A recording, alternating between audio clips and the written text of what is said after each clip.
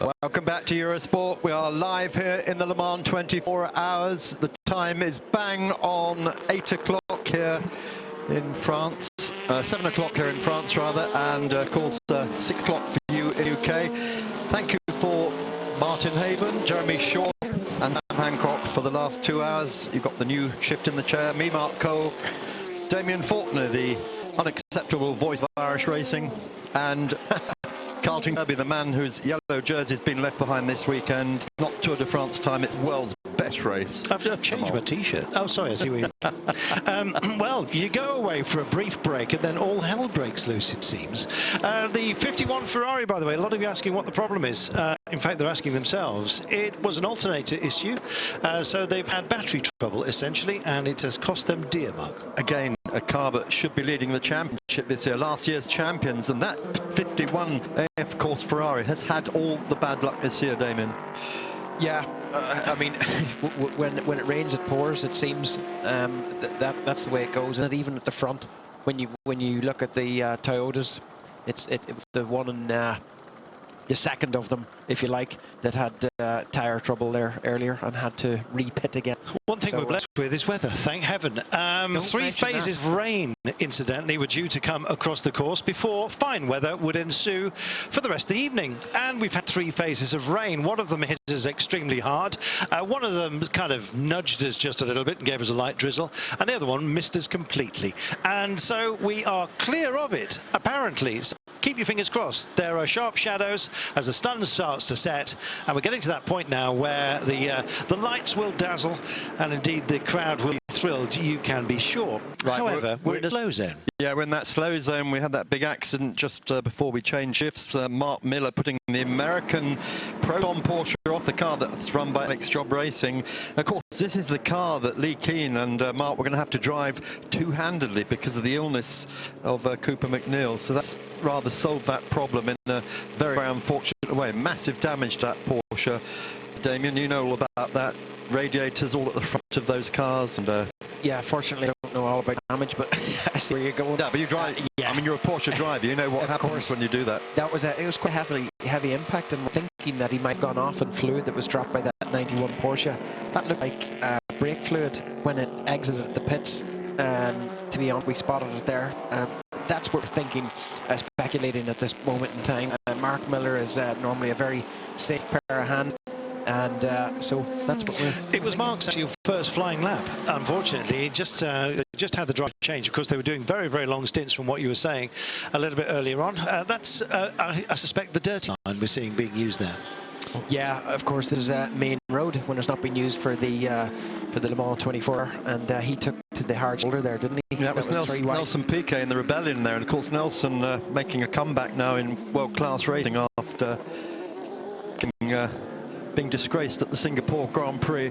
And just looking now at on board the Ford, then we come out of Arnage, and that blast up to Porsche curves, super fast. Yeah, it's fantastic, lovely on board, brilliant. Just the entry to Porsche curves is just so quick, and it's fantastic when a driver's coming up here and they don't have any traffic. I mean, that traffic in front is just that bit far away, so he doesn't have to impede his speed. He can go around there all guns blazing.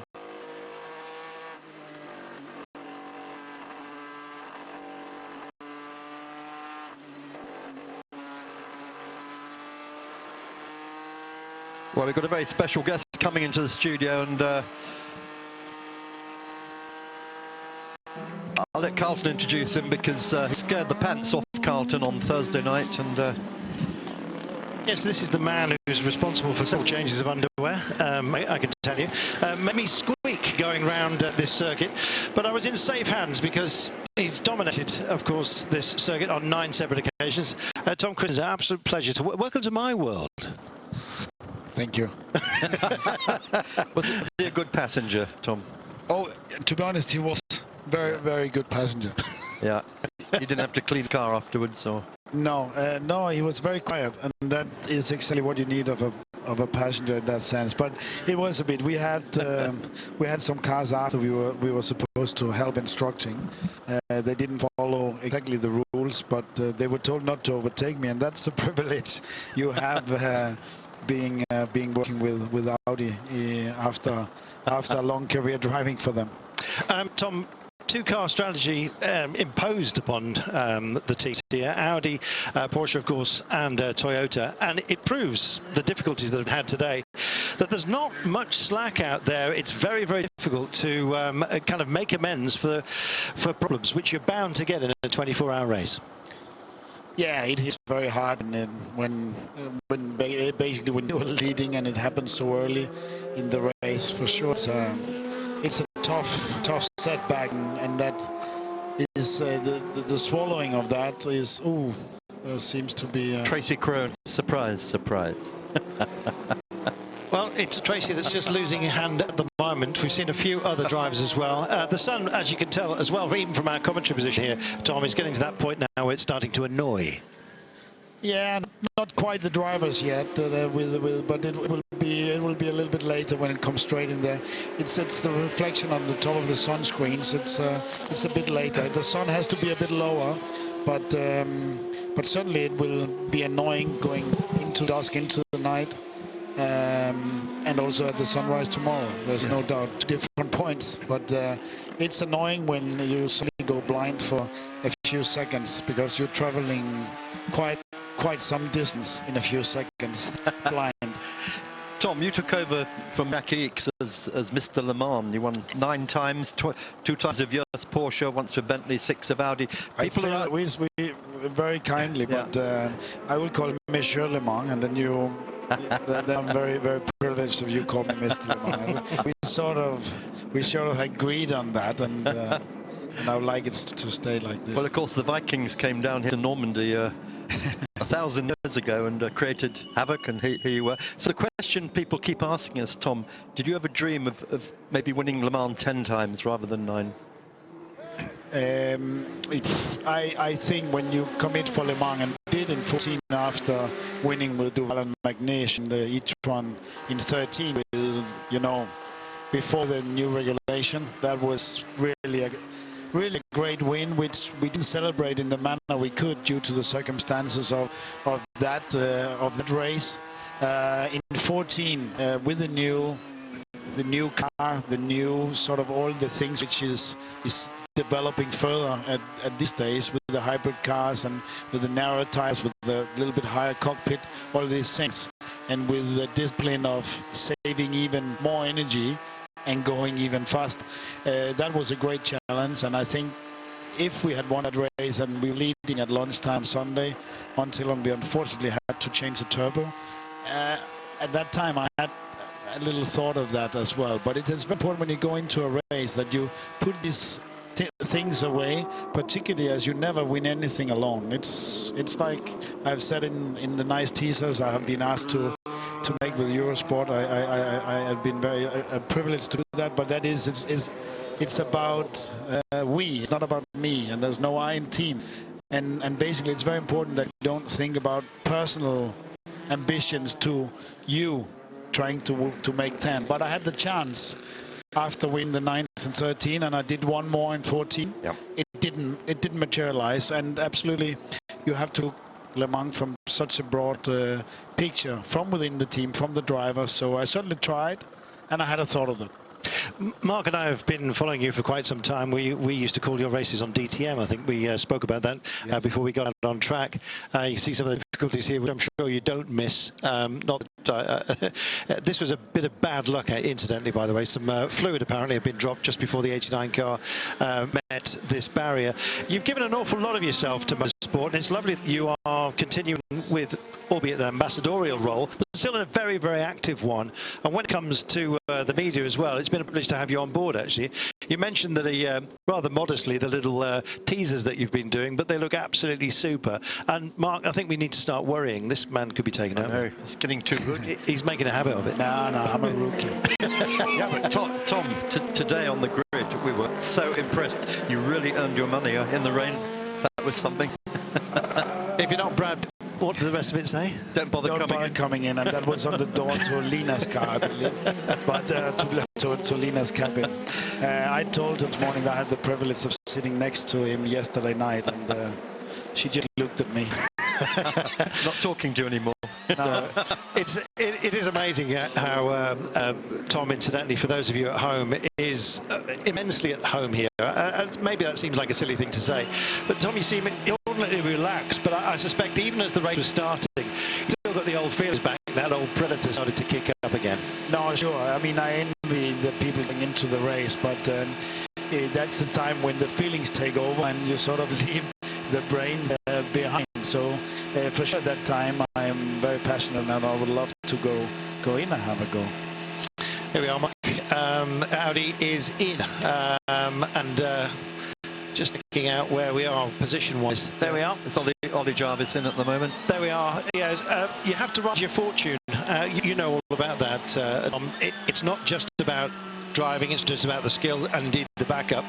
You get a certain degree of fortune here, and you've got to ride your bad luck as well as enjoy the good fortune.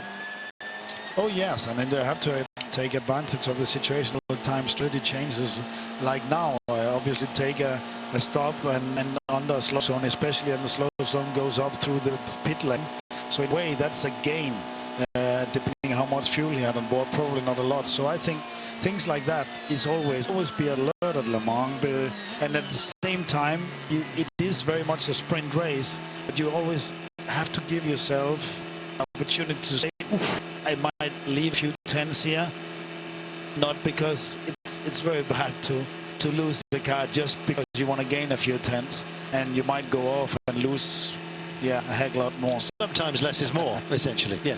Tom, Carlton just mentioned your ambassador role with Audi now, and of course you share that your old crew with Alan McNish and with Dinder Capello.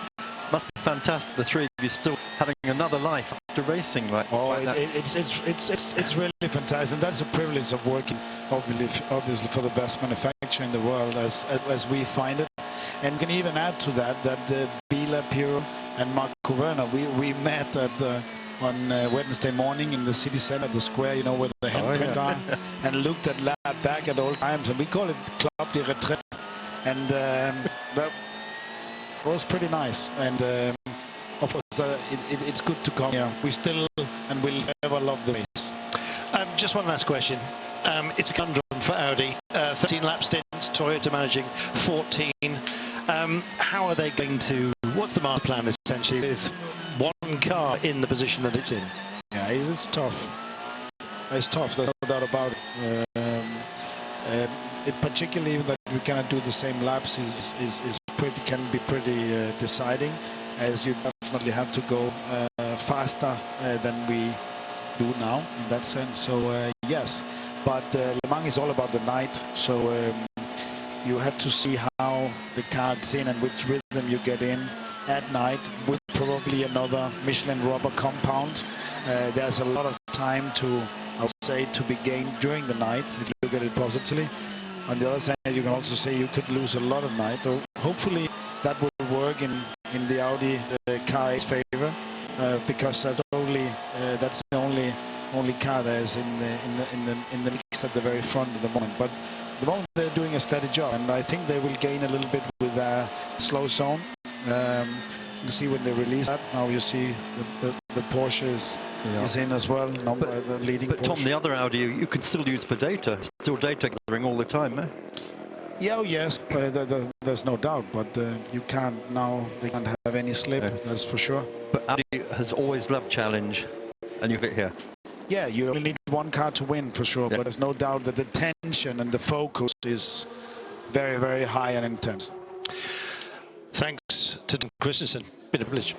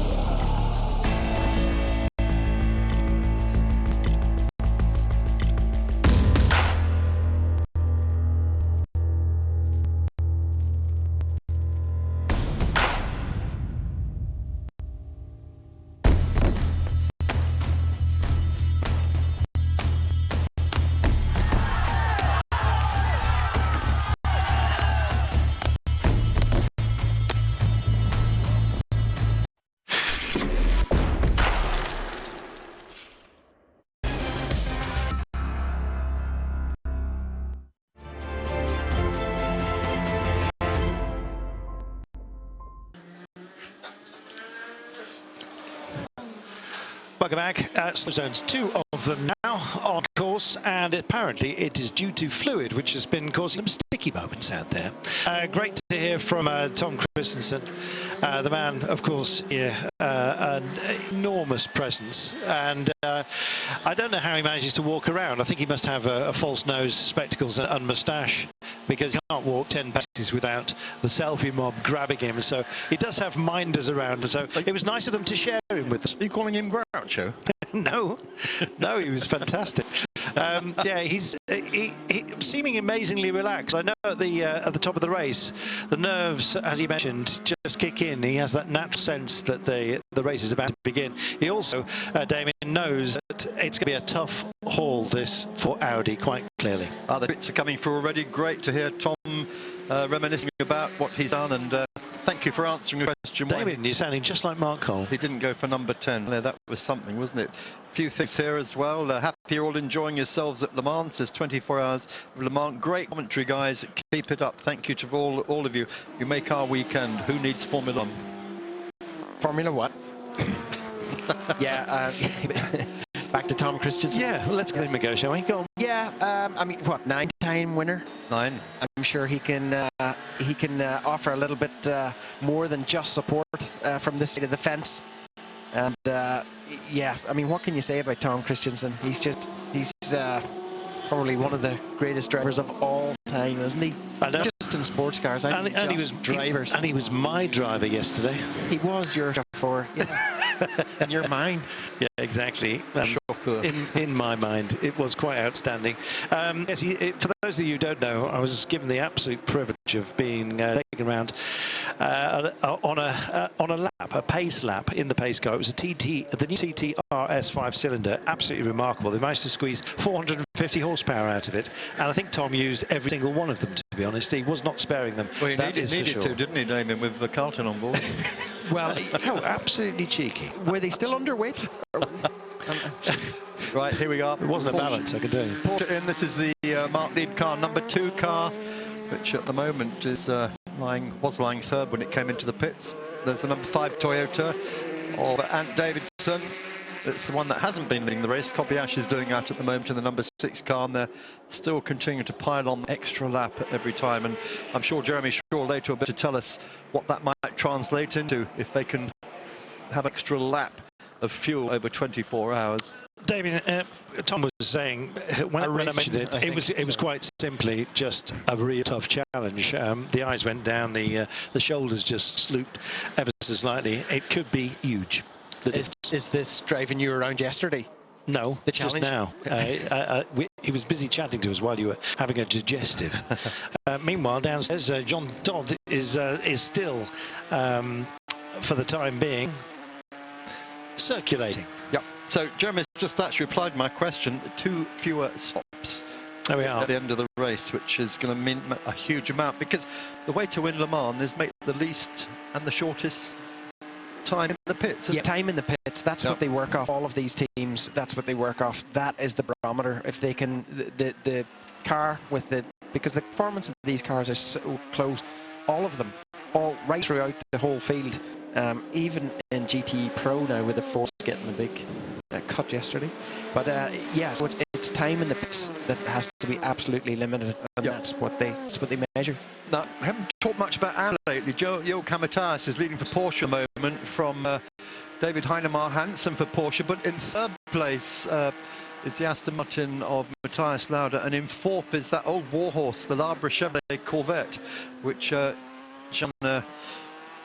Jean-Christophe Belloc is on board at the moment. Story behind that, for those who don't know, Paolo Uberti, who should have been on that car and he drives it in the WEC, was injured at Hockenheim 2 weeks ago in a driver training accident. He was doing driver tuition. He took over that, and Paul Sutcliffe, who is the press officer for the Sean Edwards Foundation, just asked if we could mention that you know, when racing drivers do get hurt like that, you know, it's outside your normal fear of racing. It does happen. And Sean, you remember, was killed in Australia in doing testing with a driver tuition. Driver coaching, yeah. His mother Daphne then started the Sean Edwards Foundation 2013, and that's growing and growing and growing. And at Le Mans this year, drivers were ambassadors for that: Brendan Hartley, Sam Bird, Ray Rast, Andy Prio, Earl Bamber, Khaled Al-Kubasi, and his daughters Amma and Hamda, who raced, of course. And so it's just to say, just remember the Sean Edwards Foundation, a very, very worthy cause. But just moving in on the Fords here, that are doing a fantastic job. They had a hiccup at the beginning, Damon. They've still got 3 extremely active cars going at the moment, led at the moment by the Ferrari, the Pro Class, by the way. But John Hand is at hand, as you can see, on the 68 car, just second for the time being, ahead of Ryan Briscoe in the 69. Just looking for a little bit further down for the next of the Fords, and it's Stefan Mucker who's on board the 66, running 4th in class. So 3 in the top 4. Not done so far for Ford, I think. I think so. I think they'd be a little bit concerned with the gearbox issue they had at the beginning of the race. Actually, I don't know if they've had that before, or if that was an ongoing problem. Obviously sorted, but yeah, doing well. Just sitting there. That's all they need to do at the moment. They showed fantastic pace, of course, in qualifying, and they just they're in a battle with Ferrari, and it's very close, isn't it? But they're doing mightily well. I think reliability will be their big issue.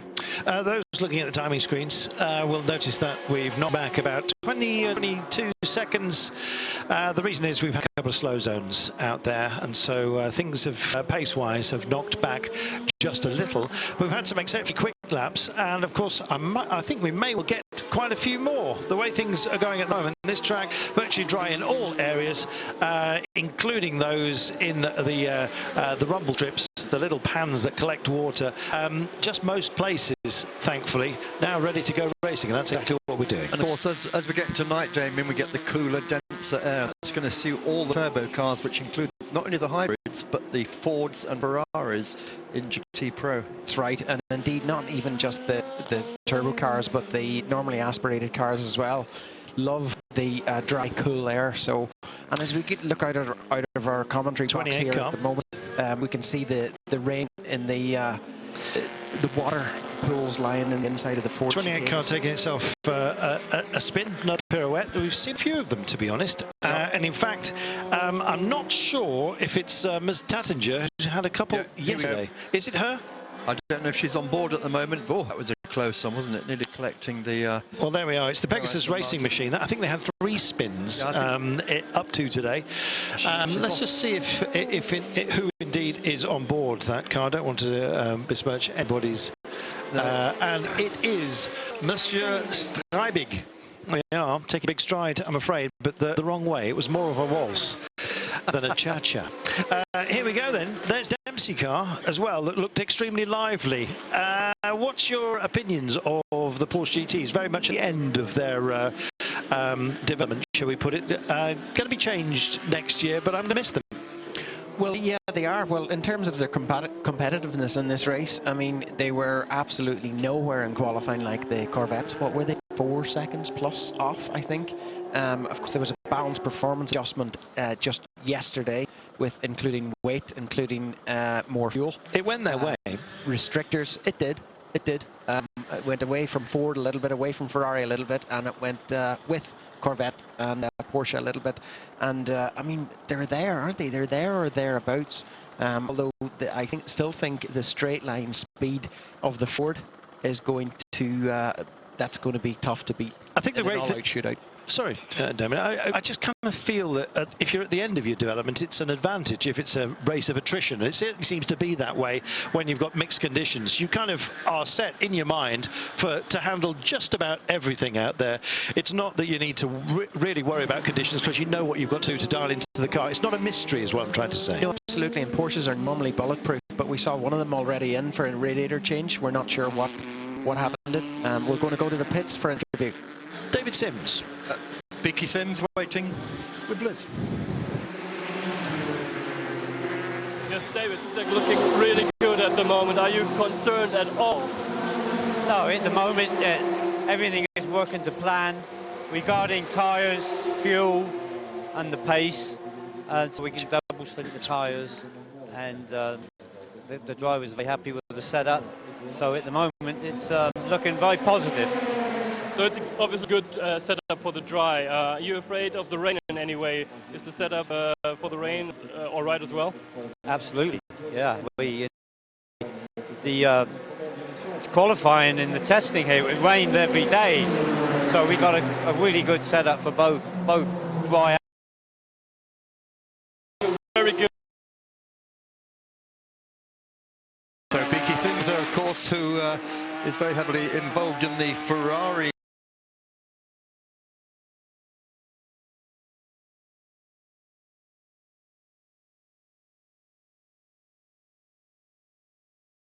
been long involved in this.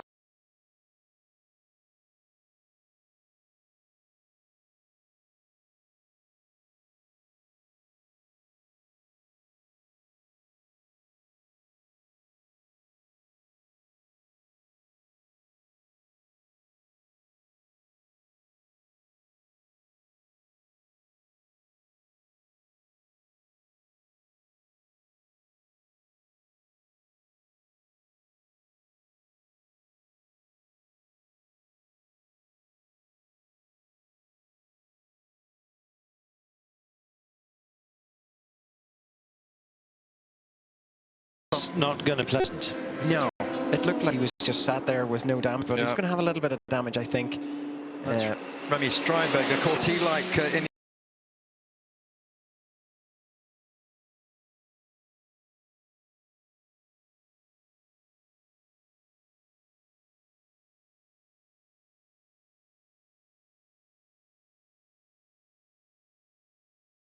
Morgan as a partnership with the Morgan Motor Company, and this is the last year we will see these, of course, open exist after this year. We're just seeing a great shot, onboard shot here of the Ford of Joey Hand up against the Ferrari of Tony Vilander in front of him. For the lead of the class, and it's a feisty one, as you can see. Great that the lights are starting to flare here, the sun getting to its lowest, the insect life will start to make itself felt as well, as they particularly through some of the woodland areas. Oh, and a cheeky little maneuver just ahead of the pit box on the entry. The Baxi DC Racing Alpine was caught up just behind the 28 Pegasus that had just spun and got front end damage as they came past our commentary position. Little squirt to get into the pit area, and it may be that Baxi DC Racing have just hampered themselves, because I cannot believe they shed the speed enough to match the pit lane limit. And so it may well be that Baxi DC Racing unfortunately picked themselves up a bit of a penalty in their haste to get around the returning Pegasus Racing 28 car that just spun and had some damage. But look at this battle, isn't this fantastic, Damien? I mean, we have got such a fight on our hands at the moment. 3 cars for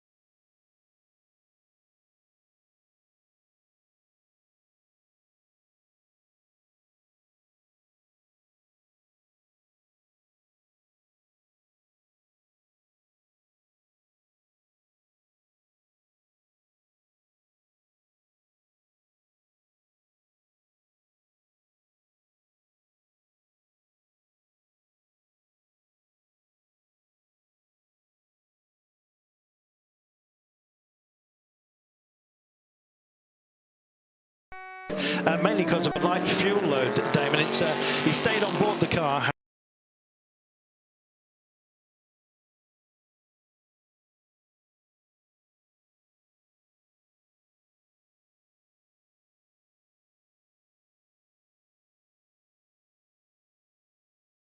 The Ford have said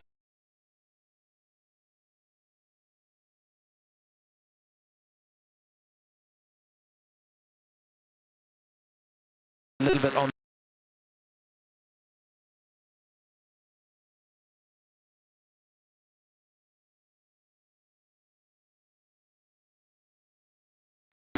he's between the two Fords. The three lights on in the second Ford just there, the 69 of I think that's Westbrook's teammate, right, Joey?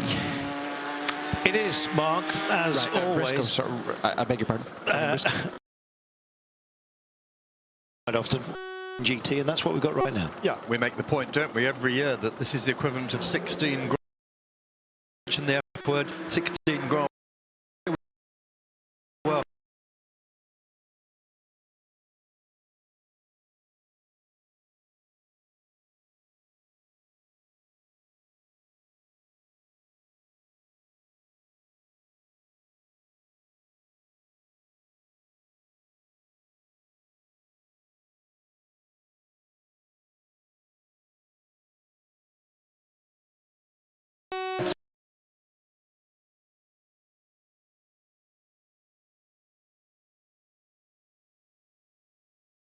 T-port make for some lovely pictures, don't they?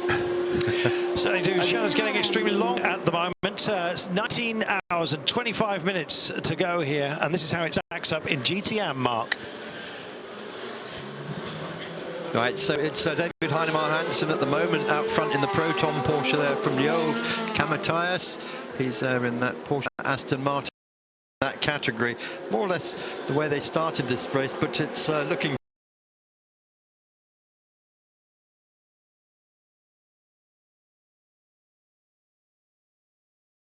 in the Chevrolet. So we've got Porsche, Aston Martin and Chevrolet, the top four in that category. Flag place.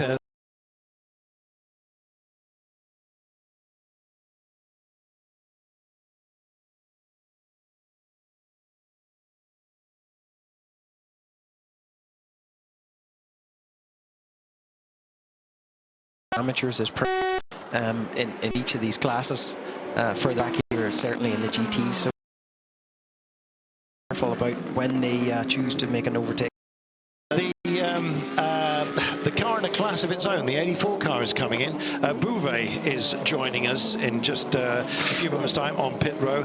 Waiting to see whether Freddie Saucet is going in. Close moment, Mark. Yeah, Ferrari just knocking the Corvette offline and almost into the wall there at Arnage. I hope we'll see that in a moment. There's just such a big combination of cars that there's just nowhere for the Corvette to go. Let's wait and see the replay on that. Did you spot that, Damien? Actually, I was just looking to my right to the other time screen and I didn't, but I see the Murphy prototype. That's Mark Goosens at the wheel there, passing both of them get into the Porsche curves. Freddie Saucet, incidentally, has already done a stint in the SRT 41 by Oak Racing. It's the Garage 56 entry. Yes, I know there are 60 cars, but there used to be 55. We called the 56 essentially the development car. That is tight. Oh my goodness, that is tight. What a battle we've got here. And maybe spearing through the middle is the Ford, not quite making it. Joey Hand at the moment on board the Ford, Vilander in the Ferrari, and what a battle we've got raging here. Yeah, that was, Tony Vilander pulled a move there that you would see the prototypes pulling on the GTs, and he did that on one of the AM Ferraris. Very brave, and he's gotten away with it. Look, have a look at this. This is what we just saw down at Indianapolis. Look, bundles the Corvette off the road with the Ferrari. There was contact there. Is that the Briscoe car just tracing at the moment? I think they're a lap down on our leader, Joey Hand, for the time being, but here we are. There is the move through. Yeah, what he was trying to do was not pinch his entry there to get his exit from Arnage, obviously, to the Porsche curves, which is a great big long run. So what Tony Vilander was trying to do was get back out to take his good line to get a good exit. Yeah, and that was Joe Kamataias he bundled off the road there, who is lying second at the moment in in the AM class. That's not the Lara Corvette, it's the other Corvette that's running there. Just trying to find where it is. And you can see the performance difference as well between the pros and the AMs here. They've left them clean behind, albeit these are the leaders in their own class, of course, or second and third. The battle for second at the moment being held by Ferrari. They are way down on Joey Hand for the time being, but Briscoe has a look, comes out into the air right now, and it looks like he's got this. They were trying to dial out some of the advantage of the Fords. It seems that Ferraris also had a perceived advantage over the Corvettes and indeed the Porsches. But there's no doubt that Ford have come here to win. They've brought 4 cars. One of them has been hobbled, but they are now in Ps 1 and 2, and this is the reason. Yeah, I think they nipped them. They didn't exactly snip them, did they? I think that's what they possibly the term needed to have done. Well, they added a little snip. They added a little bit of weight. They added actually more weight to the Ferrari, 5 kilos more to the Ferrari than they did the Ford, and then they interfered a little bit with the turbo boost. Nip, like a girl guide fight. Just a nip, not a snip. We can't let this pass. The McLaren that won here in 1995, which was run by Dave Price, was sponsored by Hueno Clinic in Tokyo, which was a vasectomy clinic, and the team christened the car Snippet. Moving on. Here is your GT Pro classification. If you'd like to respond to Mark Cole, he's now available on Twitter, having got rid of the cup and string communications device, which he'd been, it's not there. I think I still prefer the pigeon, though. Yes, indeed. It's a bit Remind quicker. everyone, Mark, briefly what your new handle is, please. At Mark Cole Comms with 1 S. Welcome to Twitter. Welcome to Twitter. Thank you. Been trying to Thank you. 5 years now. And Damien Faulkner is also available. I am at Damien Faulkner. Damien with an E. And myself. You say Faulkner with a K, is it? It is in there, which was a hunter, wasn't it? A fauconnier is the absolutely is the francophonic version of it. And I'm Carlton Kirby. You heard it. Is available, guys. So, right, air temperature 18 degrees, track temperatures up to 23 now, a 14.5 kilometre wind there. You can see it puffing up the flags there down under the ACO Siège Social. I'm pretty sure my wife is listening to this right now. Yeah, I have no idea what is going on in Mark's mind. You didn't know. You said it was boring. What's your Mrs. called? I'm an innocent man. Laura.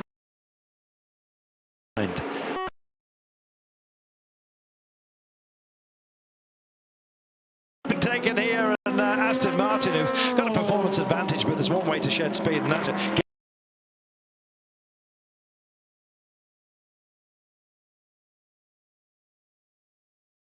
Here it is again.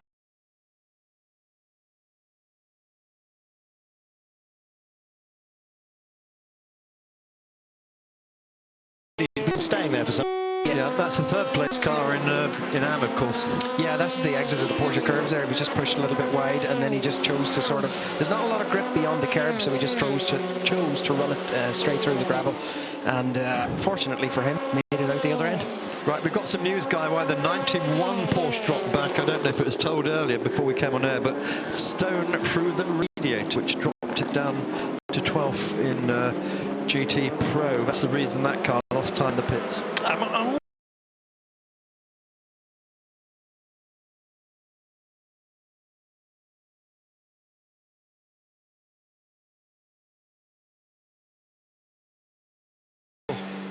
I mean, obviously the radiator has to get some air channel to it, right? Cooled by the air.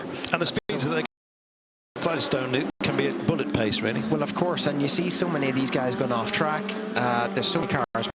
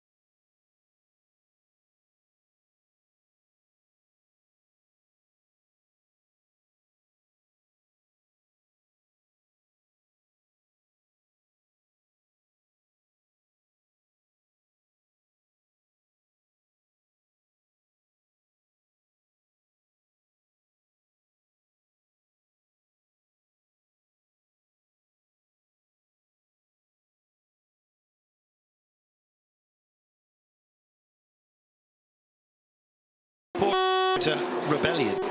So, top 5 potentially for Rebellion. They may even go all the way and bag themselves a podium spot. Who knows?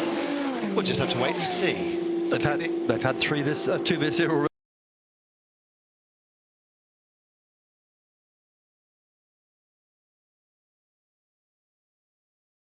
Oh, yeah. In terms of the speed Fast, trap.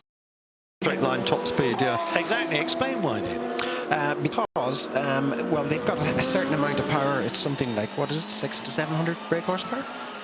The LMP1s with the hybrid technology have about 500 plus, and then plus the hybrid technology, which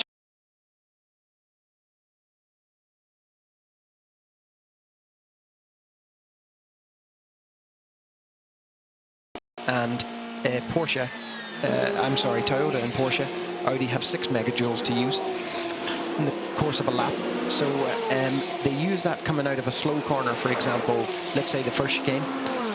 They have 1,000 brake horsepower for a few seconds that builds up to top speed really, really quickly, but really early in the straight. And then when the boost drops off, the car basically stalls. So it reaches 200 and something odd miles an hour really quickly on the straight. Then it stalls, and from there to the next corner, it actually loses a few kilometers per hour, whereas the P1 without the hybrid accelerates all the way. Almost linear, so it's more predictable. The LMP1 non-hybrid, it's Kryhammer that's on board the Rebellion at the moment. This is the 2 Porsche we're riding with right now, with Mark Lieb piloting it, and you might get a sense of it right now.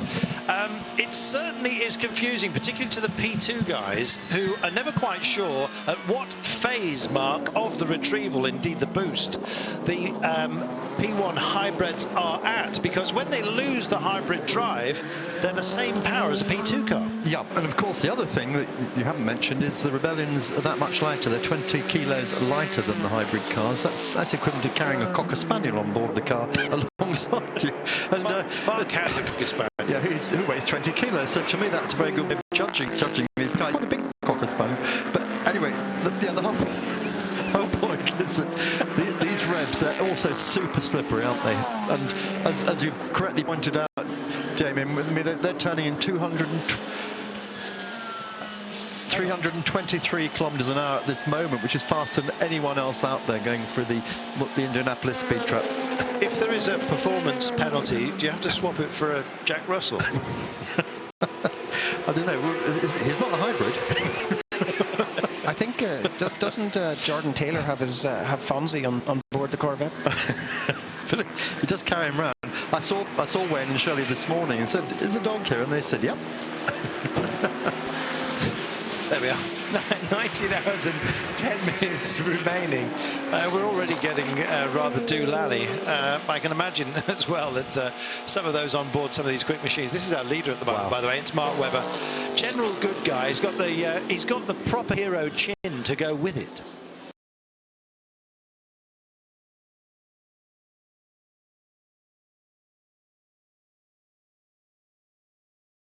Carrying this, and he's just done actually the fastest first sector.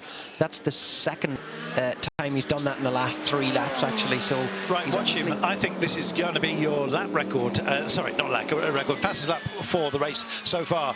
On board with Webber, flying through, hampered in sector 2, but still 3 seconds quicker than Anthony Davidson's Toyota, just for the time through 2. That's Anthony's last lap. We don't know what phase he's on or what fuel load it is. We'll keep tabs on Mr. Webber while we just go down to the pits.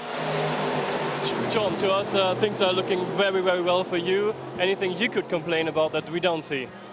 No, for the moment it's going quite to plan. I mean, we had only one extra stop at car 5, you might have seen. We had a tire change done, but the tires were vibrating too much, so we had to do another stop. But for the rest, it's going like planned. So both setups are working well, or do you think it would be a bit worse if you get another rain shower? No, I think our setup fits for both conditions very well. Thank you very much, John. Thanks.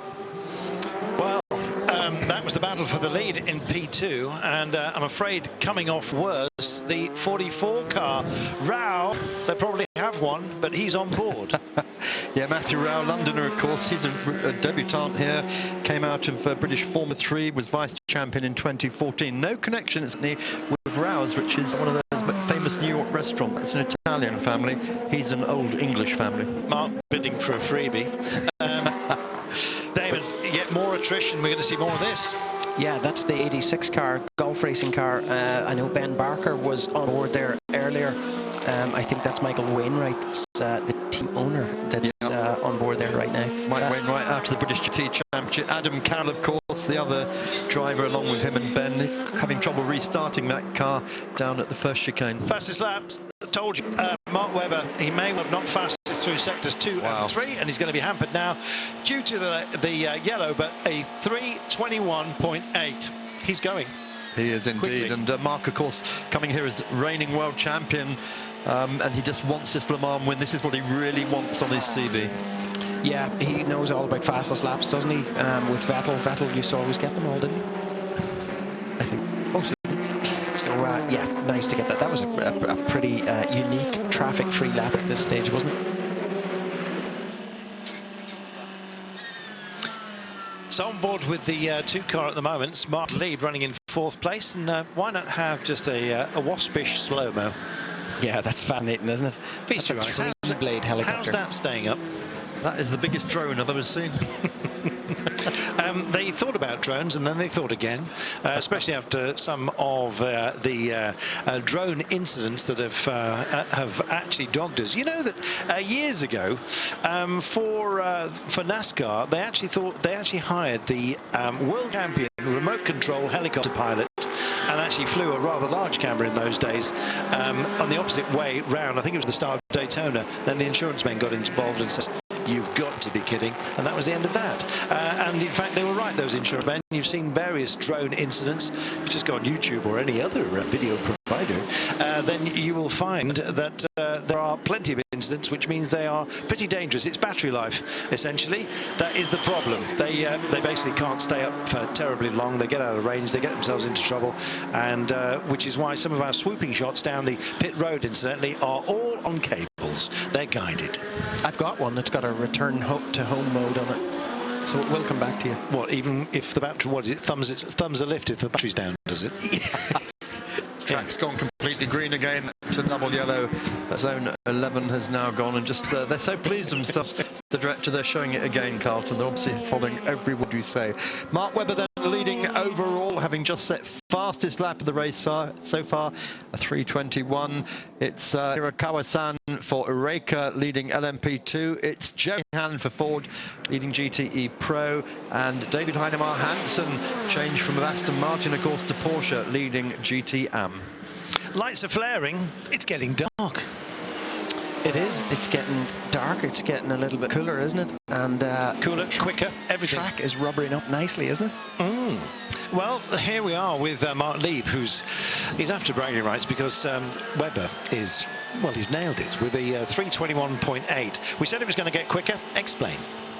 Yeah, because well, for starters, it rained at the start of the race, so that washed all the rubber away, and now it's been dry since then for a good few hours, thankfully. So temperature-wise, it helps, doesn't it? Temperature-wise, it helps as well, but I mean, a lot more rubber on track will help a lot of grip as well. But the engines breathe much more effectively, if you like, and burn fuel more effectively when it's nice and cold, and so we'll see faster laps than this, I'm sure. Is Ollie Jarvis being hampered by Lieb at the moment? On board with Lieb as he approaches, and Jarvis tries to make good his escape, passing by one of the Fords by the looks of things.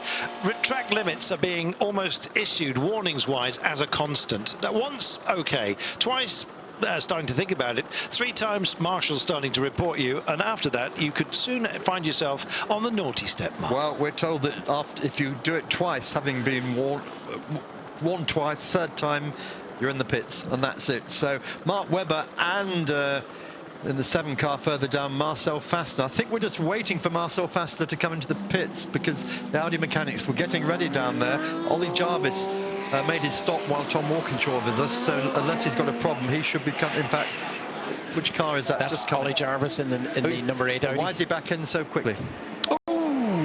The Ford big slew on the 68 as he tried to shed the speed into the trap, which checks the entry speed into the pit lane. Not sure whether he got there. Is that it's not driver driven? There is a button to press to get them into the correct mode. It's just how late they hit it, I guess. Yep. So hitting their marks, it's Audi, the 8 car right now, being serviced. Having trouble opening that door. Oh dear, we've got a problem there. Can't get in to get Ollie Jarvis his bottle changed and things. Wow. Okay. So what they're doing there, actually, that's the safe release if the car gets into an accident, and they seem to be taking it off at the hinges where the door is fulcrumed. Lovely slow-mo here, replay of that was our AM leader. This is our pro leader. Well, we're going to art, and what we want is info, and we'd like to see the 8 car, to be honest, just out of a view of our commentary position at the moment. You're live here at Le Mans with Eurosport, of course. Mark Cole, myself, Carlton Kirby, and of course Damon Faulkner on air with you for the time being. We've got Sam Hancock, of course, Jeremy Shaw and Martin Haven, along with Sir Neville of Hay, who'll be in this evening. Unfortunately, can't get this man out. Have they got the driver change? Got the door open, they've done it, but that's cost them time they couldn't really afford. Well, there we are, shakes of heads. And back out. That's what comes of putting child-proof locks on Audis. Well, so somebody didn't press the red button. That's how they opened that. They opened that from the hinges down, so there's a quick release there if the car's involved in an accident. Here's some Porsche team radio. Right. Track limits, exit Porsche, Echo 25 and box button, fuel load, coffee mark, box now, fuel only. It's the car 22, apparently, or is it position 22? That's car 1. I beg your pardon. We were hearing from Mark Webber, being told that's your final warning, so don't do it again, but he's been told to come in anyway, so... There we are. Well, it will be even more so if he gets any kind of penalty. We'll see. Those warnings are worth heeding, Mark. Yeah, and it's still maximum attack, Damien, the whole way into the pits, isn't it? Well, of course it is, and we're just going to see him right now in front of our booth. But you can see there, Mark's a wily old fox. He slows it down. He's not going to take a chance and get a penalty for speeding. The line is completely in our eyesight, right across from us here, so we can get a good view to who's pushing the limits and who's not. And it's interesting, isn't it? This year, all the penalties that are going to be given for going off the track are at 33 again. That's in Porsche curves. Because you told us this morning, Damien, they've widened the track there, and people are now taking advantage of that. That's right. Yes, a lot safer. So, especially if there's a lot of traffic, so people will just run wide to avoid a collision with another car. So a quick look around the car. The Michelin and Porsche guys just checking everything looks right. They're going to change tyres. They're not going to change Mark Webber. They're going to just refuel. Kobayashi into the lead with Mark Webber in the pits. Brief check and away he goes. So Kobayashi takes over at the head for Toyota. Anthony Davidson in P4 at the moment in the 5 car. And here we are. This is the door problem. Had to take the door off entirely and be replaced. It was a slow stop and not what Audi need at all. So Ollie stays in the car, but what they need to do is refurb refurbishing his drinks bottle and just check things. And Car 2 pit stop under investigation. Yes, indeed. Not quite sure. Too many attending to the vehicle. There may have been too many hands upon it. We will wait and see what sanction comes, but they'll be looking at the replay.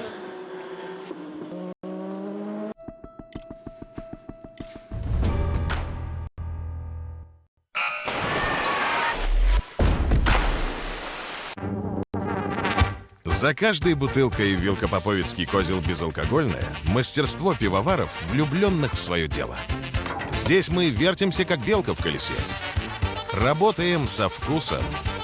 Несем груз ответственности. Для того, чтобы не хвастаться мастерством, а наслаждаться им вместе со всеми. Велкопоповицкий козел безалкогольное. Наслаждайтесь нашим мастерством.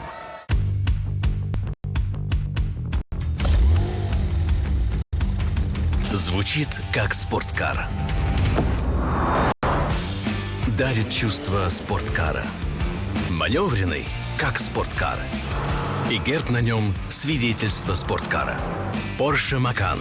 Для тех, кто верит, что каждый автомобиль Porsche – это спорткар.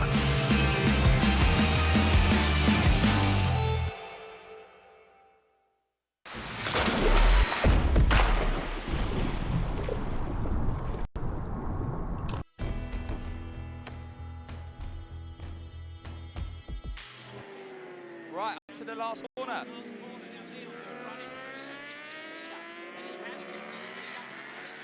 Yeah, Chaz has made a mess of it. He's outbraked himself into final corner. The only mistake Chaz Davies has made all race, but Leon Haslam wins this race. What a ride from the Pocket Rocket. Oh, and he blocks the line there. Experience from Jonathan Ray. Doesn't have them through. It's going to be a race to the line and keep an eye on the finish line, folks. We could have a finish. Oh, Leon Haslam around the outside. Here we go.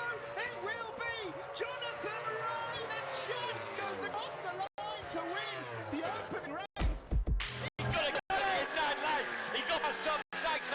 Can he hold the line? Solves. Jonathan got straight back inside. What a turn. What an exit by the Kawasaki. David good for the line inside him. It's a fine length in and across the line. Jonathan.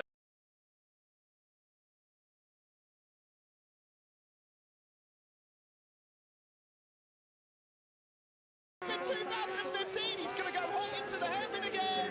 Try and tuck back underneath. Oh, they touch. They do touch. And Chaz Davies here, and Jonathan will race to the line. Who will get it? It's going to be close. It's going to be Chaz who just takes it. Oh, it was close, that move. It was close to the mark, but it's racing. Haslam's going to have to get in the slipstream. I'm not sure if he's going to have enough here to do it. Let's find out. Across the line we go. Haslam's got the slipstream. Across the line. It's going to be close. It's going to be Haslam. And he wins his first race since 2010. And I will guarantee you there will be tears of joy.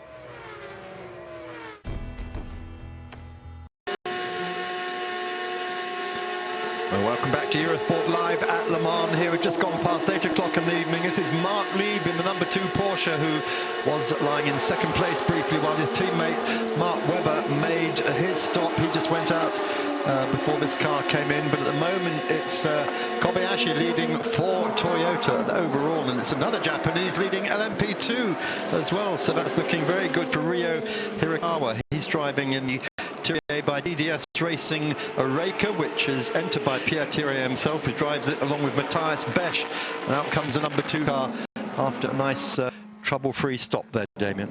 Yeah, and just looking back to GTE Pro, it's a Ford 1-2-3 at the moment, with IndyCar's Scott Dixon sitting in 3rd position there.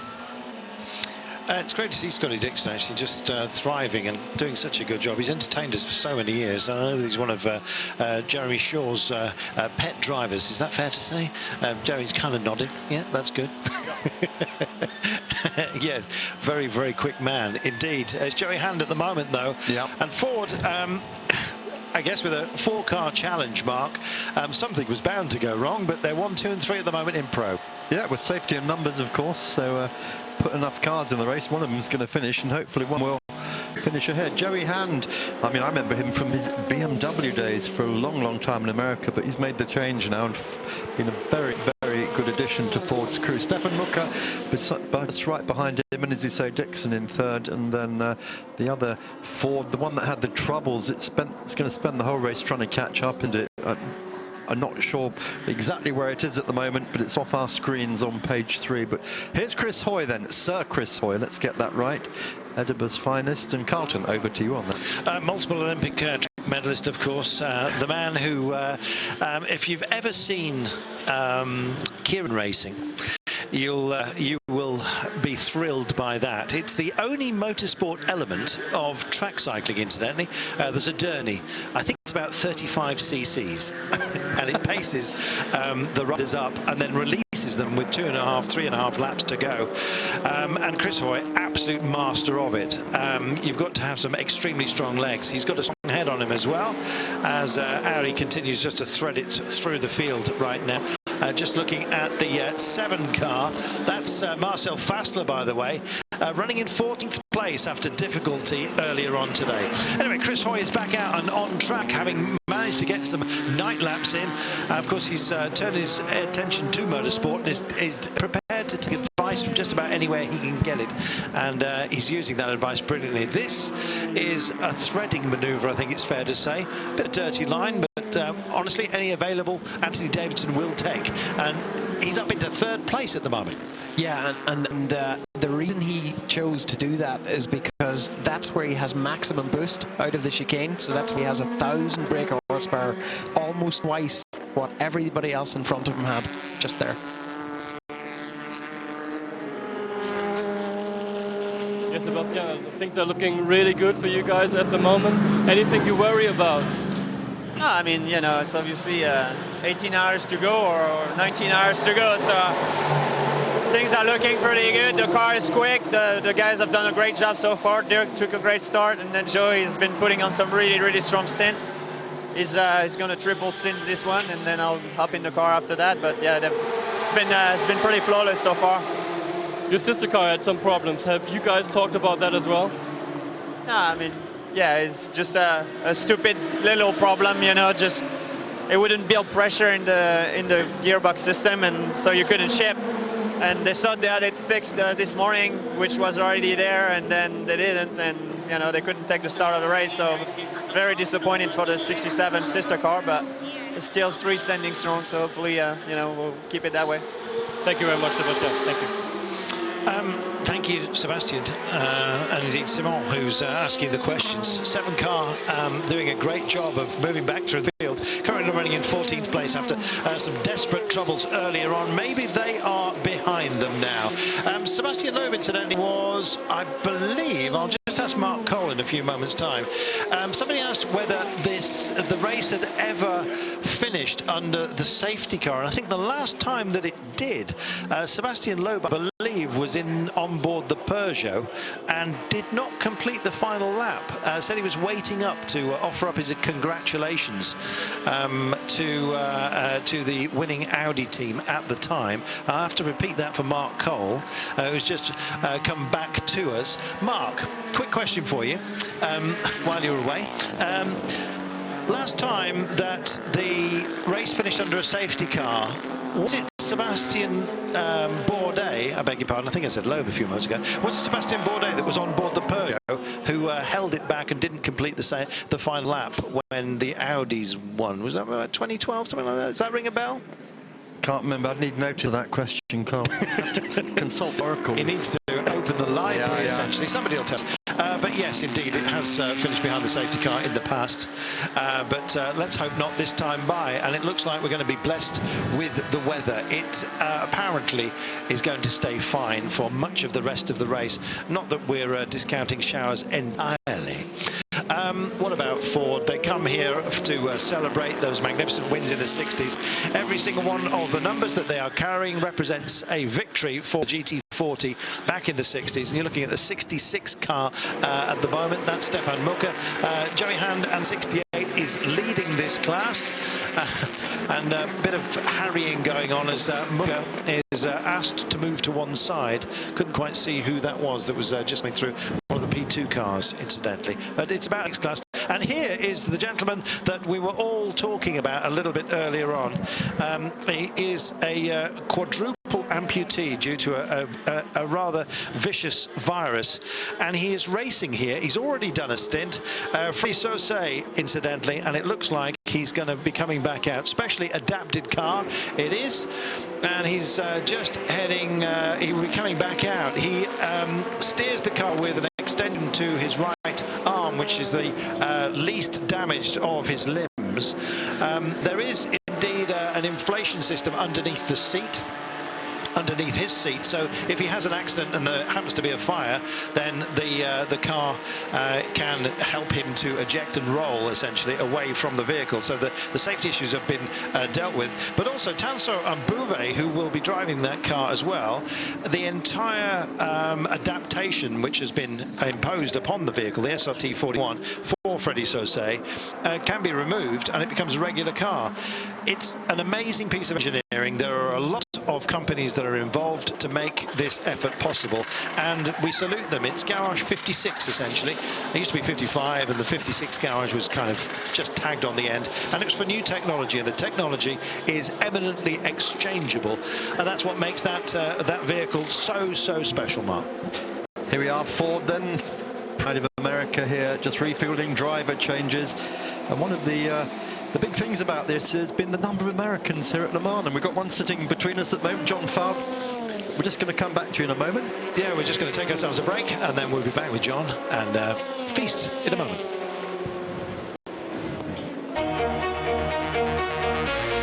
Завтра в прямом эфире на Евроспорт 2. Route du Sud. 5-й этап.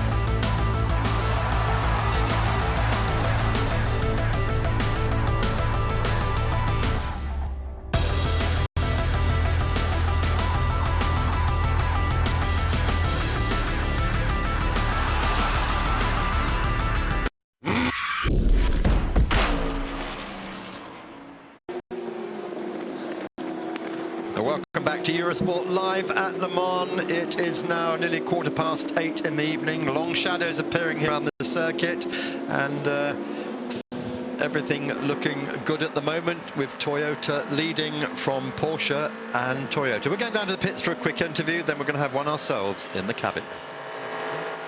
Yeah, Lucas, give us a little insight. How would you rate the situation for you guys at the moment? We just had a small problem. We're running 5th place now. I think the car is running okay, stable. We are not the quickest, but the pace is good. There is still 19 hours to go, so there's a lot of road ahead. We can be confident that we have a good team behind. You mentioned the small problem, something, what was wrong? Something that could occur again? I didn't see, no, there was something wrong with the door. They changed it, so now the car is running perfectly again. You heard, you saw the problem with the other car. Did you guys talk about that in your group as well? Sorry, I didn't get it. The problems with the other car you had with the turbo. Is that something you discussed on the number 8 car as well? No. Okay, thank you very much. Thanks, Lucas. Thank you for that, Simon. Lucas de Grassi then just filling us in on how progress is going. This morning before we came on air, sorry, Jeremy, just... Yeah, just one very, very quick note there. Kamui Kobayashi, who's leading a race right now in car number 6, has just turned his best lap of the race at 3 minutes 21.831. As we see the number 57, that is a GTE AM Corvette, Mark Patton, well, at the wheel and in the gravel. The old driver here, of course. Yes, indeed he is. Yeah, and an American, which is no reflection. Oh, it's South African, actually. Yeah, South African, yeah, sorry. It's American-based South African. South African. No reflection on our next guest. This morning before we had the big race, we had the Road to Le Mans, which was a new thing. It's GT3 and LMP3. And finishing up on the podium, John Falb in the Graf Ligier. John, congratulations on that podium. Thanks, Mark. Yeah, who gave you the trophy, was it? Jackie Chan himself. Oh, if you'd won it, it'd been Brad Pitt, would it? John, either one was great. John, you're well known. You make your name for yourself in Europe anyway. ELMS series. But what did this mean to you today, being on the podium at Le Mans? In fact, even racing at Le Mans. Well, I mean, it was definitely a part of my decision-making to go to the ELMS series. The fact that we had the organizers the Road to Le Mans race, giving the P3 cars and the GT3 cars the opportunity to race at the biggest race and the best racetrack, you know, in the world. So it was so much fun. I mean, I could just talk forever about the experience. I mean, and the fan base here is so excited, and in fact, many guys on our team were telling me stories about how they've been coming to this race, and Graf, being a French-based team, have been coming to this race since they were young children, and so it was a dream of theirs to run in the Road to Le Mans, and even more so to have a car on the podium.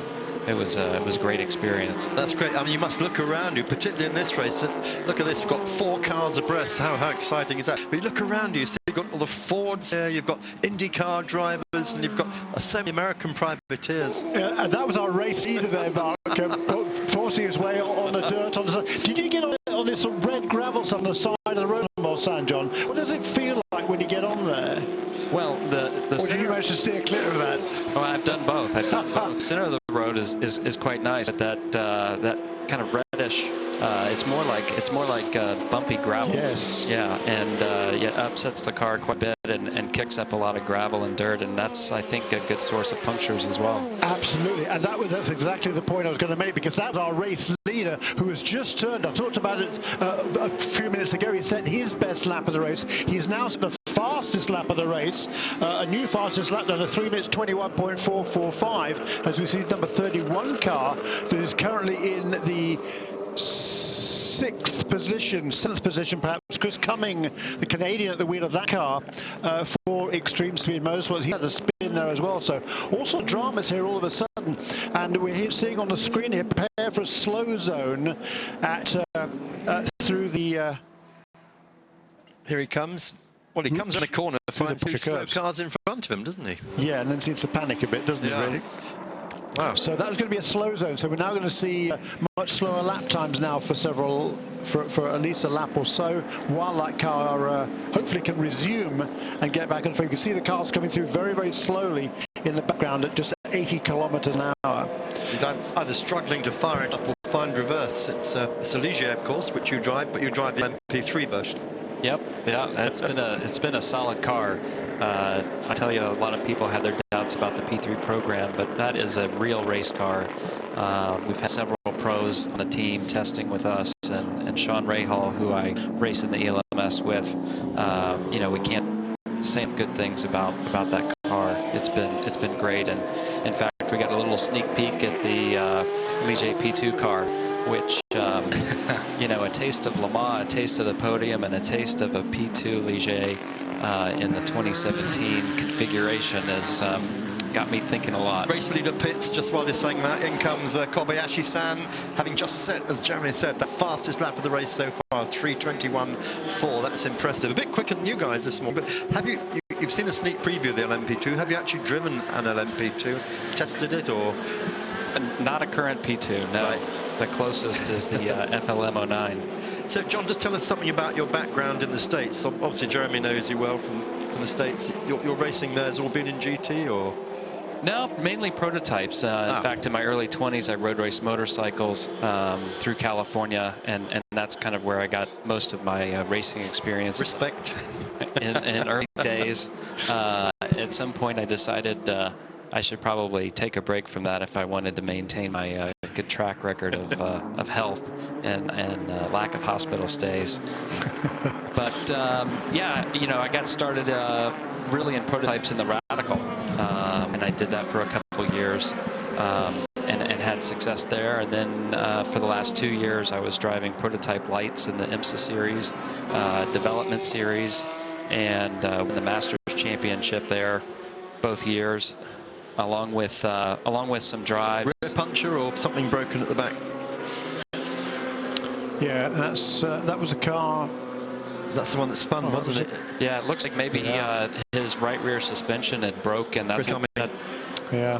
Maybe when it had that spin, maybe it was over the curb, or. So Chris has got a whole lap to do, of course. That's the problem. Well, yeah, it was surprising because the incident was over at the Porsche curves, but he's driven past the pit entrance now and is going down through the Donut curves and down through the Forest S's down there towards Turks Rouge. So yeah, he's got a long way to go. And that car was running in the top 6 in the class, so that's going to be a lot of time lost for that car number 31. So John, you've been watching the progress in this race. I mean, obviously, you know what they're doing, these big boys up the top, because you've raced to yourself in prototypes now. But who are you putting your money on for 3 o'clock tomorrow afternoon? I mean, the number 1 car is obviously very strong. You know, if you'd asked me before the race started, that's where I put my money. So living in Las Vegas, you know, you can't make your bets necessarily after the green flag drops, but that's my guess. So do you have commute here from Las Vegas every time you're racing in Europe? Yep, that's right. There's a direct flight from Las Vegas to Heathrow, so I appreciate that one. Take a nice nap on the way over, a late night flight, and then wake up, have a couple cups of coffee, and try to go back to sleep. Now, John, you've raced a couple of years now in the Coupetage Prototype Lights Championship powered by Mazda, which is kind of the road to 24, one of the Mazda ladder systems in America. They also have a great open wheel ladder system as well, the Mazda Road to Indy. But you know, you've also done some races in PC. Now you're racing over here in LMP3. You know, what's your kind of goals here from here on?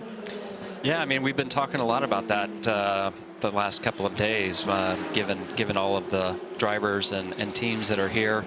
You know, at the start of the season, I wanted to do 2 years of P3 and learn the car, and that's still the plan. And then look to do some P2 drives and either an ELMS, or maybe even do some WEC races.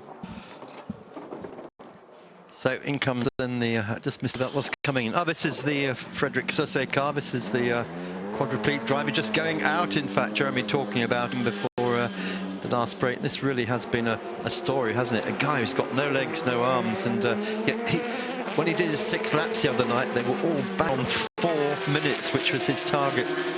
Yeah, Frederic is he's unbelievable. He joined us in ELMS for the first 2 rounds, and he's just done a fantastic job. It's unbelievable to watch them put him in the car, and he's done a fantastic job.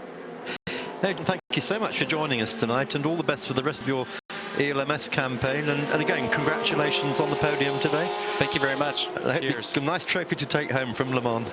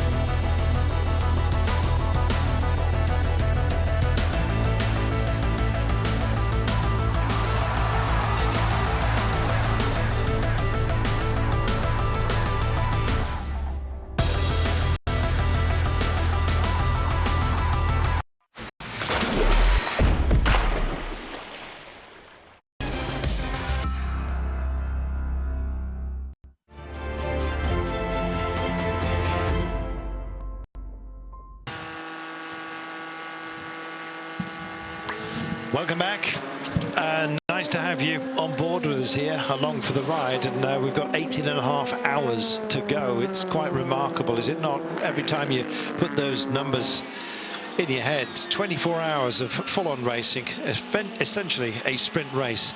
You have to nurse it, though. Mark Webber not doing that at the moment. He's called for not respecting track limits on a number of occasions. Mike, eclectic Mick, apparently. Not sure why, but anyway, Mike, he said how far over the line is considered exceeding the track limits. So Mark, car 88 is on track with the blue lights. Car 88, 84, car 84. Damien. Yeah, on the track limit, it's 4 wheels over the white line, so the track is defined by 2 white lines, one at either side of the track, and they don't like you going 4 wheels over. However, on the, like for example, the Mulsanne Straight, you can see loads of times where the LMP1s, especially the hybrids, go off onto there's a dotted white line, because that's a public road during the day normally.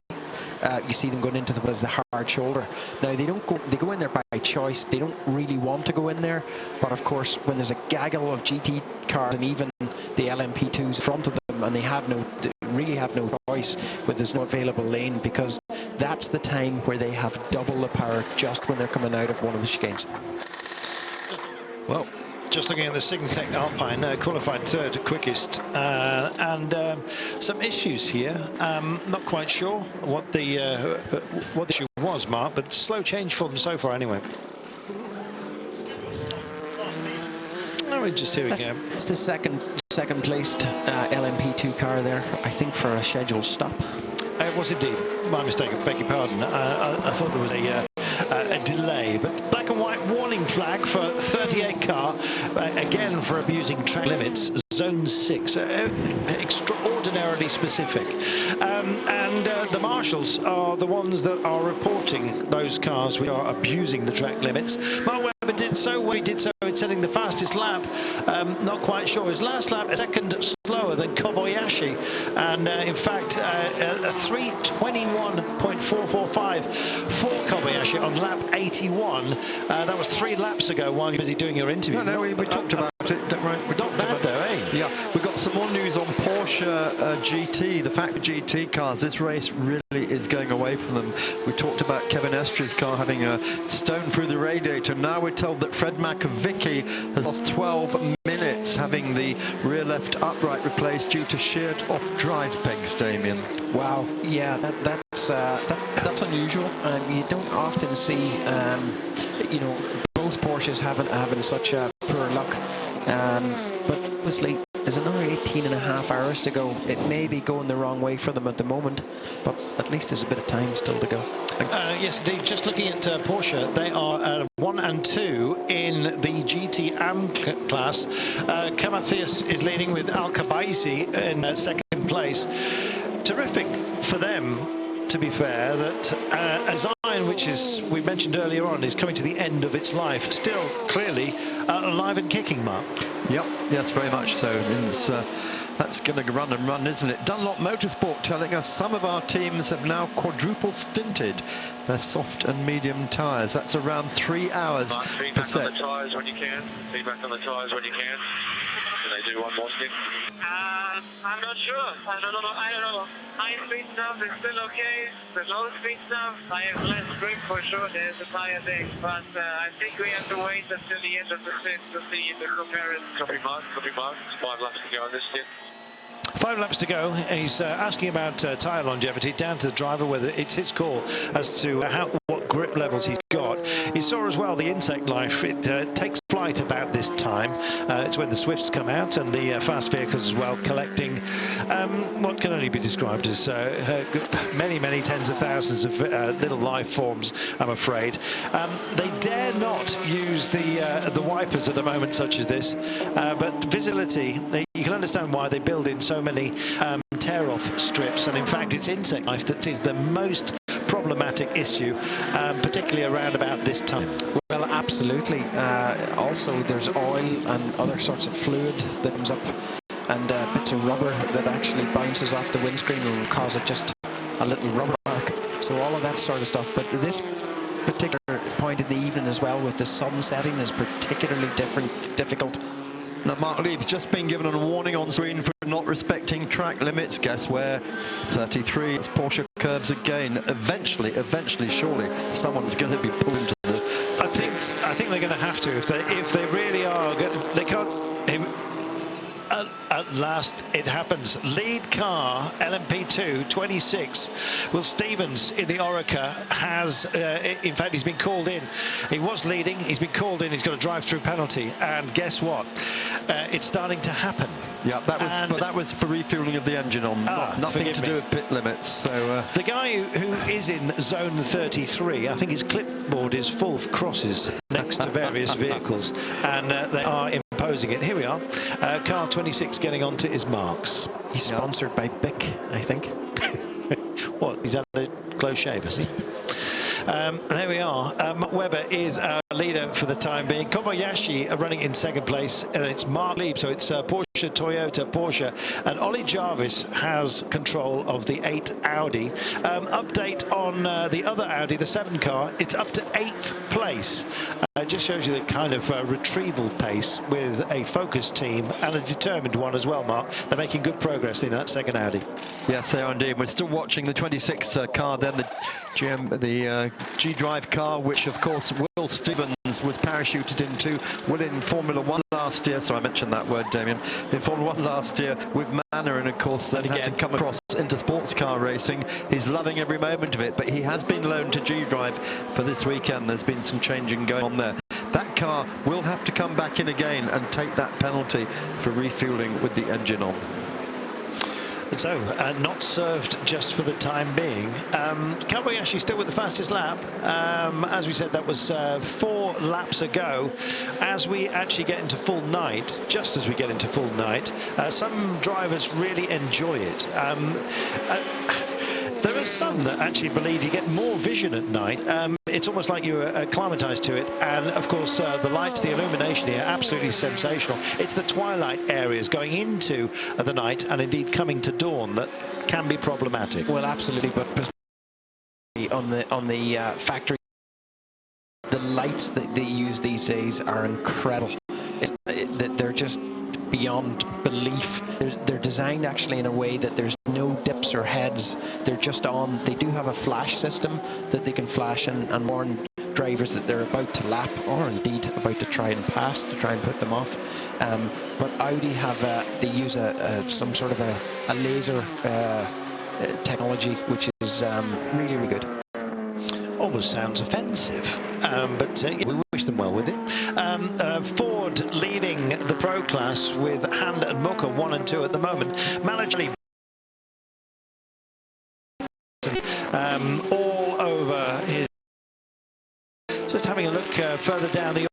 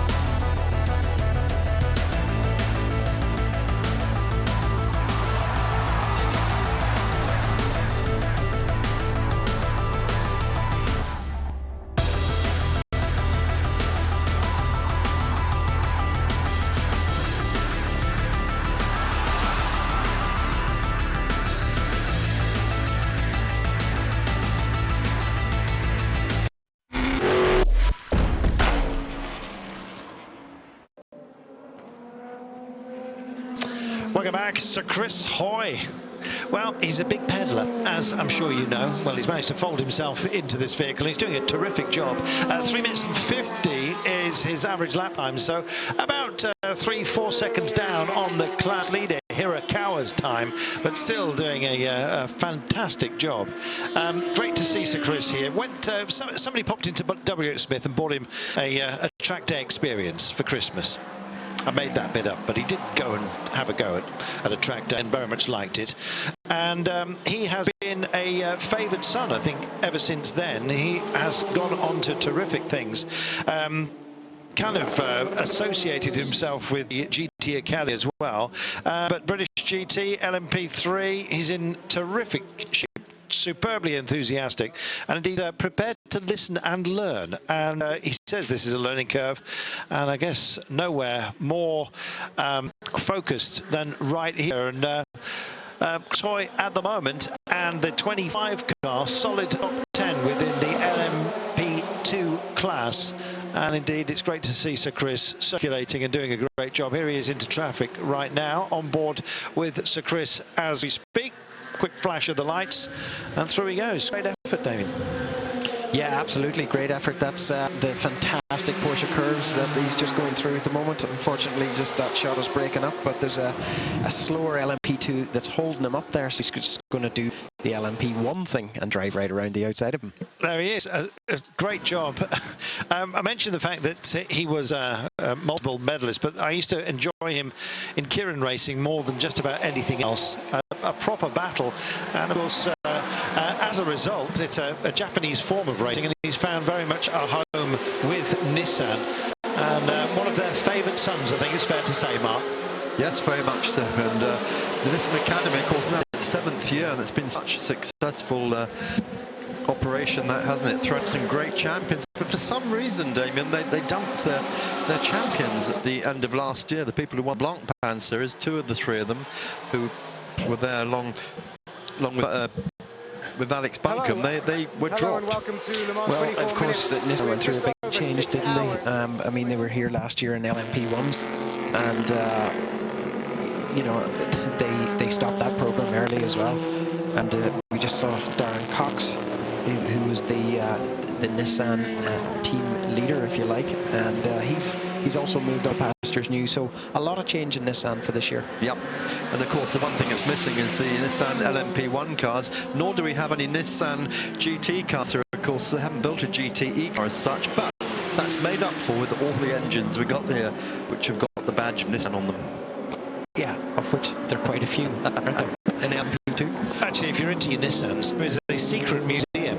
I don't know why it's secret, actually, but it is. You're not supposed to tell them that. Oh, yeah, it's a secret. But Mark Cole has been there and has had several stroll about it, and enjoyed himself roundly, Mark, I think fair to say. Oh, very much so, yeah, roundly indeed. The original Skylines are there, and the Sylvias, the Cedrics. I mean, how do you call a Nissan a Cedric? Get away with it. Yeah, I don't know. But anyway, no, great manufacturer Nissan. They've always been very proactive, and it's only 2 years ago that Andy Palmer, who was then boss of Nissan UK, said we will win Le Mans outright in 2 years, and he's been eating those words ever since. He's now moved on to Aston Martin. He said nothing to do with me. There we are. I'm just enjoying some pictures from earlier on today. It was a miserable and indeed a wet start, Mark, but when we finally got underway and going, a joy to behold. Yes, it was, and so many Hollywood heroes here. Brad Pitt, Jackie Chan, we had Keanu Reeves, we had Pat Dempsey himself, and of course the star of them all, Jean Todt. Why is he not in Baku? He put the Baku Grand Prix on him to clash with Le Mans, but he turns up at Le Mans. How do you get around that one? Baku life, Baku reality. He is French, isn't he? Who? Who are you talking about? Who are you talking about? You've lost us, David.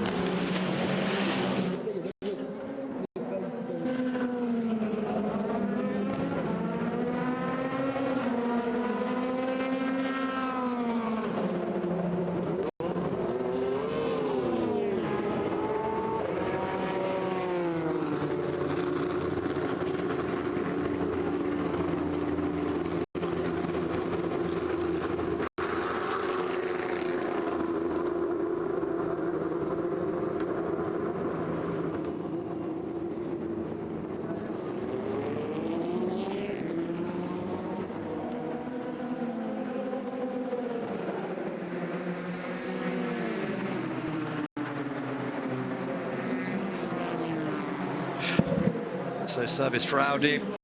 That's the Jarvis car back in the pits then again. Number 8 car running currently in 5th position. Best placed of the Audis, but Marcel Fassler has now moved that number 7 car up to 7th overall, Damien. So that problem they had earlier on today with the turbo failure and change, although it cost them quite a few laps. Yeah, there's, what are these, 6 laps and change behind. They've actually come up through the whole of the GT and the LMP2 field, and they're now sitting at the back of the top 7 LMP1s. And that's a good example, isn't it? The difference, the gulf, if you like, in performance between LMP2s, the GTs and the LMP1s, of course. There's a huge, you know, they have twice the horsepower with the hybrid systems. They have a lot more huge performance advantage, if you like. So 88 laps completed now. Here at Le Mans we are 8:45 at night here in France. We've still got a good hour and a half of daylight to go before it gets properly dark, provided the cloud doesn't come back over. And we're just picking up now with the That's Porsche the leader, there. Mark Webber. Yeah, the Mark Webber car, which is still leading the number 1 car, and he's just put 89 laps behind him. Kobayashi-san for Toyota in 2nd. Mark Lieb for Porsche in 3rd. Just leaving the pits now, Luca Di Grassi in the Audi taking over from Ollie Jarvis, and Matteo Tuscia, who is the youngest driver here this year, 19 years old, and he is 2nd overall in the World Drivers' Championship in the Rebellion. Driver change going on at the moment. Somebody asking what these purple lights are on the interior. Is it just illumination, as simple as that? You missed it. I just missed it, but yeah, they do have. They will be illuminated at night. Oh yeah, they're LEDs just to light up the cabin. Simple as. Simple as. Yeah, it looked like an 80s disco in there. They're probably very expensive. They forget nothing at all. And you mentioned about the LED headlights. Of course, the big factors about these headlights is they are incredibly light, and I mean light in weight. They take very, very little power, and they're incredibly bright. So, you know, you're saving weight, you're saving drain on the electric power of the car, and you're also improving what you see. And of course, that will translate from Porsche and Audi, from the race cars into the road cars. You're going to see another big step in headlights in the near future. Well, of course, that just goes along with the whole theme, isn't it, of being more efficient. You know, in the whole sort of concept of racing, the way they go racing to try and retrieve energy and use that energy as propulsion. So even with the fuel they're using this year is 7.5% less per lap, yet they're still fairly fast, aren't they? We've had such an amazing, almost conundrum of a race here. It's hard to fathom how this one's going to pan out, especially with the retrieval of Audi, in my mind, to be honest. And in fact, we're heading for our 16th lead change after the next pit stop for our leader. It's just one of those races which continues to fascinate, which is why we love it so much. And with over 18 hours of racing still to go, I guess the most difficult, well, I don't guess, but I've heard that the most difficult thing to actually factor into your own mindset as a driver is when you've still got 9 hours remaining. This Kobayashi. Inquiries on the pit stops of car 2 and car 8 by Stewart's decision, no further action. The inquiries on the pit stops of car 2 and car 8, no further action. There we are, inquiries of the pit stops of car 2 and 8, no further action to be taken. And what we saw there, Kobayashi was unable to get by those 2 LMP2 cars for the best part of about 300 metres. Big problems for him there, Damien. Anyway, we'll be back after the break.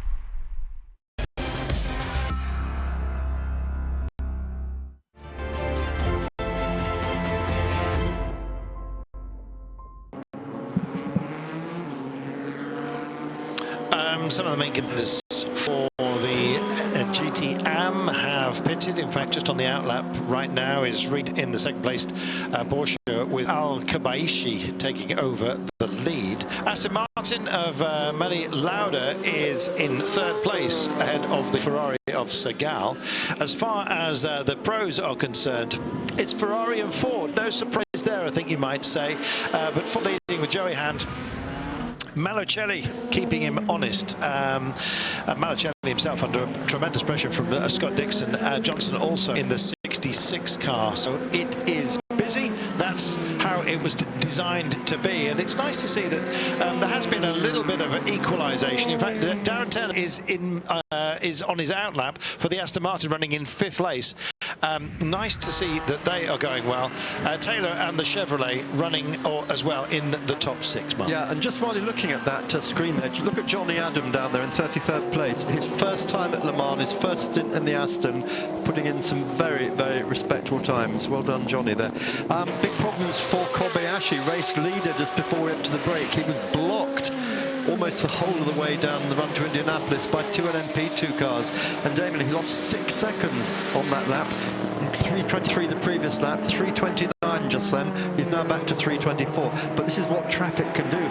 Could even cost a race. Well, disconnect your code tube, disconnect your ring tube. Copy, man. That's good news because we don't have a lot left here. Good news, he said. I haven't got long left here. Yeah, that's the leading Ford of Joey Hand, who's due a scheduled stop this lap. Yeah, that's right, Mark. I mean, what you saw there was the second part of the straight, where the LMP1 is out of hybrid power at that stage, just has about as much power as the LMP2, but crucially was in the draft, but there was 2 cars wide, so they had nowhere to go. So you just have to play the traffic, don't you? Thread the needle, and Kobayashi keeping out of trouble but costing time. Bernard in second place. Kobayashi owes us a pit stop at the moment. That's going to come in a moment, I'm sure. The Porsches and the Audis have now all made 7. So has Ant Davidson and the other Toyota. So Kobayashi eking out that fuel. Still only 6 stops. So Joey Hand just about to hit his marks. I think he was actually running on vapours. He basically said, good news, it's getting a bit close. That could mean any tyres, you name it, or indeed even his own fatigue levels. But these guys are all indeed athletes. This is the changeover. Outlaps for Malocelli, Dixon and Johnson. This will be an important change. Yeah, absolutely. There's Sebastian Bourdais getting in with those glasses. Very easily spotted, isn't he? Great driver, safe pair of hands. He'll be just chomping at the bit to get out here. It's always lovely to jump into a class-leading car. When he was racing in the United States, Champ Car, they used to call him the Sea Bass. Do you know why that is? Because apparently, when he won his first race, he came back and said, I am the bass. And they all fell about laughing. You're a sea bass? And it stuck. That was his nickname. He did win about 400 races, didn't he? No, he did mean he was the boss. But anyway, so sea bass is about to swim on. And of course, still winning races in IndyCar. And then Ford just going out then as one of the Corvettes comes in ahead of it. Yeah, just briefly held up there by that Corvette. Is the sea bass? That's Jordan Taylor has just arrived there. And of course, they had that win in Detroit a couple of weeks ago in the Weather Shield Series. Nice to get an exterior shot of young Sebastian on his outlap here, but I'm sure we'll be provided with one fairly soon. So at home here, Carlton. He's born here in Le Mans. His father Patrick raced here at Le Mans. Sebastian is, if you cut through his arm, you'll find it's like rock. It says, yeah, Le Mans Riet, yeah, eat me now. So you could just see a nice onboard shot of him there looking down at the dash, and what he was probably doing there is doing something like changing the page on the dash to his preferred page, because there's many different pages and different drivers prefer different pages. But also he'll be crucially asked to, as he runs wide at Ted Rouge there, you never want to do that too often. As the sun sets, your favourite page? Crucially, the team will be requesting him to reset the fuel. Right, there a lot to do, particularly on the outlap, and you better make sure it's a quick one. Well, absolutely, yeah. I mean, you're going from the pits, obviously out into this traffic, into the race. You know, he'll be well prepared for it, of course, but yeah. 18 hours remaining. Is that a joke? No. Yeah, there one of the chicanes designed to slow everyone down here. Remind me, what is the speed record down here from Werner Racing? Oh, Velta Racing. Sorry, Velta, yeah. Yeah, Velta Racing. That was something 252 miles an hour in the WR. Over 400 kilometres an hour. That's what they wanted to break 400, yes, yeah. And that was an absolutely bonkers effort. After that, they put the chicanes in. Enough of that, man. Yeah, they taped every orifice up on the car so that no air could get inside the radiators. They knew were going to blow the car to bits, but they wanted that record, and they've got it to this day. I think Peter Dumbreck holds the record for the highest flight. Yeah, highest flight. Yes. So fastest down the Mulsanne was the WR Velta car. Highest down the Mulsanne was Peter Dumbreck. Oh, of course, Mark Webber did the same thing, didn't he? Twice. I said I've never come back to Le Mans. It's your duel, and Sebastien Bourdais has dropped straight into the middle of this battle. You better make sure your outlaps quick, because everything else is measured almost against it. And when you've got somebody on your tail, you need to take care. Yep. Yeah.